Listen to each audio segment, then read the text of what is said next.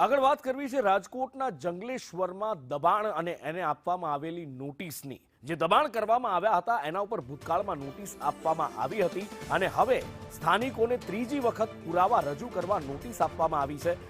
Collector દ્વારા આ દબાણ કરેલા પ્લોટમાં રહેતા લોકોને નોટિસ આપવામાં આવી છે અને ફરી એકવાર કલેક્ટર તંત્રએ સ્થાનિકો પાસે પુરાવા માંગ્યા છે। લગભગ 1350 લોકો છે કે જે અત્યારે દબાણ કર્યાનો એમના ઉપર આરોપ છે। એમના મકાનો અથવા તો જે ઝૂંપડાઓ છે એ સરકારી જમીનમાં હોવાનો દાવો કરવામાં આવી રહ્યો છે, જેમાંથી લગભગ 900-950 લોકો ભૂતકાળમાં પોતાના પુરાવા રજૂ કરી ચૂક્યા છે। ત્રીજી વખત કલેક્ટર દ્વારા નોટિસ આપવામાં આવી છે અને પુરાવા રજૂ કરવા માટે કહેવામાં આવ્યું છે।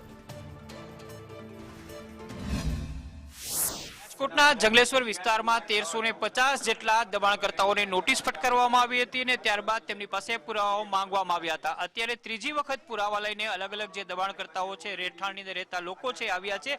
આપણે સ્થાનિકોની સાથે વાત કરીએ। રહીમભાઈ, શું આખો પ્રશ્ન છે?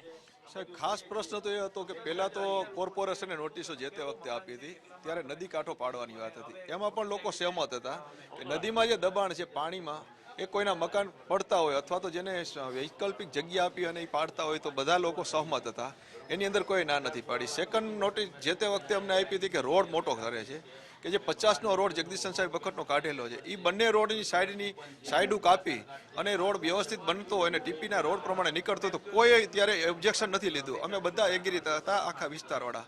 અત્યારે જે ત્રીજી વખત અત્યારે કલેક્ટર તંત્ર દ્વારા જ્યારે અમને નોટિસ આપવામાં આવી એ તો એવું કહેવામાં આવ્યું છે કે આ આખા વિસ્તારની અંદર 4 FP ફાઇનલ પ્લોટ જે કલેક્ટરશ્રીના છે એ ટોટલી શા માટે ન પાડવા, તમે તમારા પુરાવા હોય તો રજૂ કરો। તો અમારે સરકારશ્રીને કહેવાનું એ છે કે જો અમે 68થી આ લોકો અહીંયા રહીએ છીએ, 71ના તો પુરાવા રજૂ કર્યા છે, એ સિવાયના જો કલેક્ટર તંત્રને જોતું હોય તો 68થી આજ લગી જે લોકો મતદાન કરે છે એ મતદાર યાદી તો કલેક્ટર પાસે છે। અમારા વિસ્તારની અંદર જે તે સમયે 19 જેવી દુકાનો સસ્તા અનાજની દુકાનો હતી, એ દુકાનોના ડેટા લઈ લ્યો તો કોણ ખબર પડશે કે અમારા વિસ્તારના કોણ કોણ રહે છે। એટલે અમારે પુરાવા તો ખોટા માગે છે આ લોકો। શું કહેશો તમે? જે પ્રકારે અહીંયા પુરાવા માંગવામાં આવ્યા છે, ત્રીજી વખત પુરાવા માંગવામાં આવ્યા છે?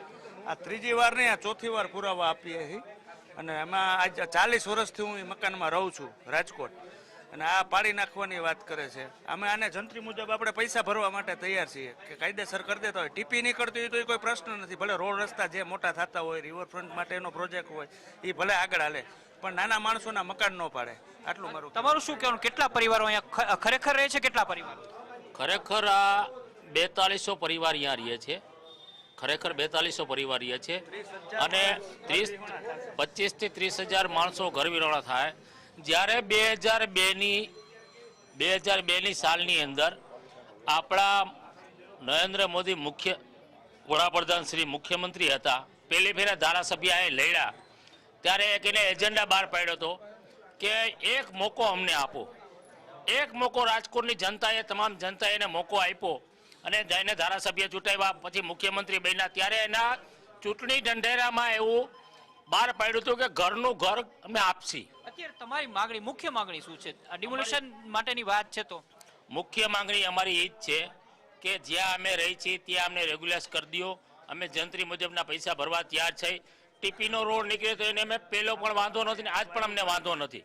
જે ગરીબ માણસ છે એના મકાન બચી જાય। બિલકુલ, મકાન બચાવવાની માંગણી સાથે આ તમામ લોકો આવેલા છે। આપ જોઈ શકો છો કે આજે પણ કલેક્ટર તંત્રની અંદર પોતાના આધાર પુરાવા લઈને આ લોકો વહેલી સવારથી લાઈન લગાડીને બેઠા છે। આગેવાનો સ્થાનિક છે એ પણ અહીંયા પહોંચી ચૂક્યા છે। કલેક્ટર તંત્રનું ડેશબોર્ડ છે એ પણ અત્યારે અહીંયા કાર્યરત છે।